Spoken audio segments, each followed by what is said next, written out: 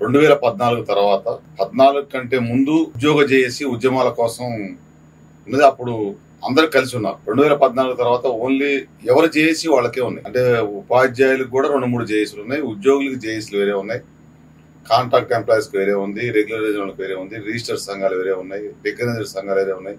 అంటే వాటిని డీసెంట్రలైజ్ చేసి ఆల్మోస్ట్ ఆల్ వాళ్ళలో వాళ్ళు ఒక అండర్స్టాండింగ్ వచ్చి కంక్లూజన్ రావడానికే ఇయర్స్ టుగెదర్ బట్టి గవర్నమెంట్ దాని నుంచి ఎస్కేప్ అయ్యి మొదటగా ఈ కొత్తగా గవర్నమెంట్ వచ్చిన తర్వాత గవర్నమెంట్ ద్వారా మేము ఎన్నిక కాబడ్డాం.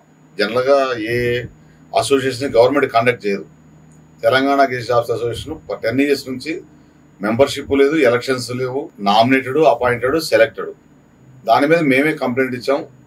జిఏడి నుంచి ప్రభుత్వం రిటర్నింగ్ ఆఫీసర్ని అపాయింట్ చేశారు.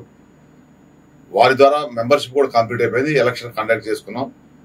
దేశాధికారులుగా ఒకళ్ళిద్దరు కొద్దిగా డిఫర్ అయినా సమన్వయంతో ఏకగ్రీవమైంది.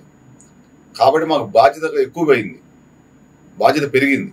అన్ని సంఘాలను కూడా అన్నిటికీ ప్రజాస్వామ్యయుతంగా ఎలక్షన్స్ కండక్ట్ చేసుకొని ప్రభుత్వంతో ఏదైనా సమస్యలు చర్చలకు పోవాలంటే ఈ వర్గానికి వీళ్ళు రిప్రజెంటేషన్ చేస్తారు, వీళ్ళకి రికగ్నిషన్ ఉంది, వీళ్ళకి రిజిస్టర్డ్ సంఘాలు అనేది మనం క్లారిటీ ఇవ్వాలి.